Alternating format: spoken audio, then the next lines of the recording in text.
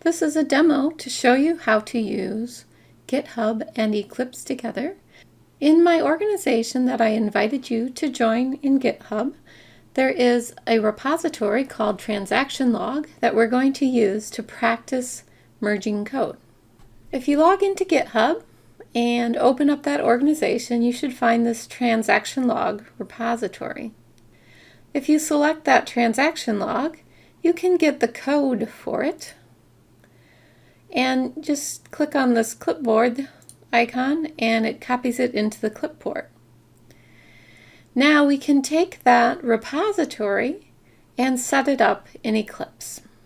I want to find the Git perspective so I can use Git in Eclipse.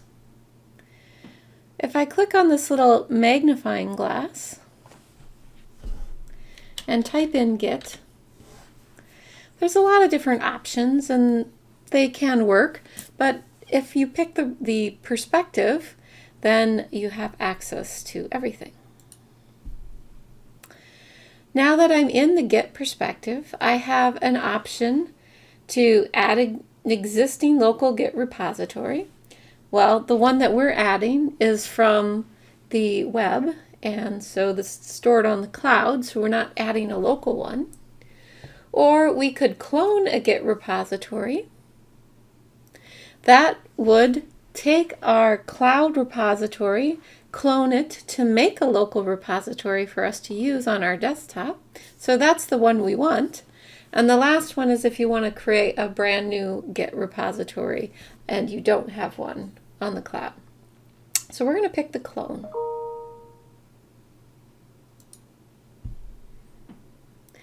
Because I had transaction log in my clipboard, it immediately grabbed that from my clipboard and set up my URI and my host and my repository path. If you didn't have it in your clipboard, you can go back, grab it, pull it, put it in the clipboard and paste it right in here and everything else will fill in. Because Git has user authentication, you're going to have to add your user and password here.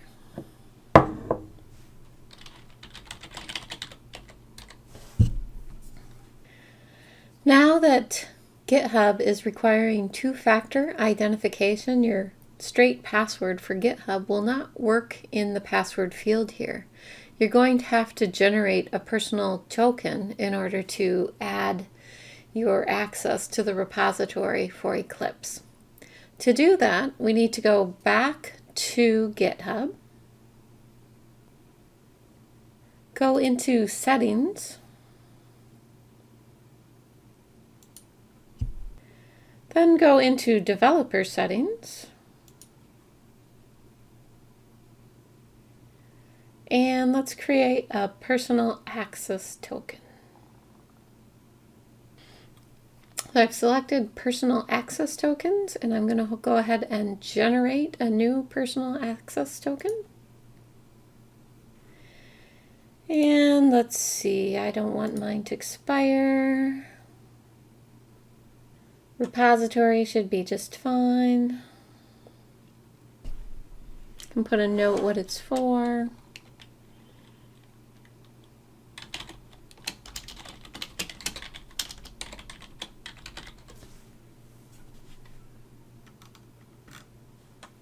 And then generate that token.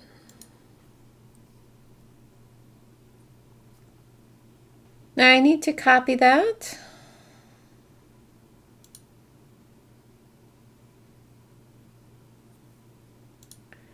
And then I can put that in for my authentication. Now I have access to the repository.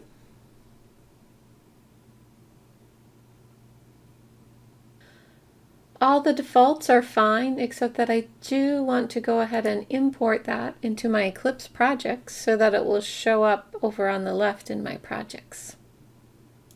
And now I have my new project, and it's still showing up in the Git perspective because we opened up that Git perspective.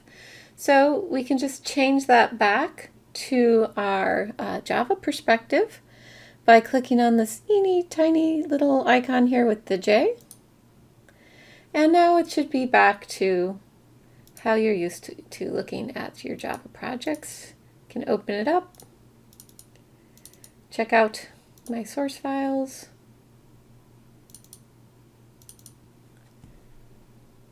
and we're back to just a regular Java project.